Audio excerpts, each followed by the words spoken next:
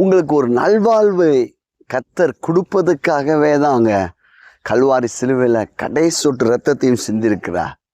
நிச்சயம் இந்த பூமியிலே உங்கள் குடும்பத்தின் நடுவிலே, உறவினர்கள் நடுவிலே உங்களுக்கு ஒரு நல்வாழ்வு உண்டு.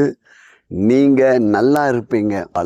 யார் உங்களை கைவிட்டாலும் கைவிடாத கர்த்தர் உங்க கூட இருக்கிறார், உங்களுக்குள்ளே இருக்கிறார்.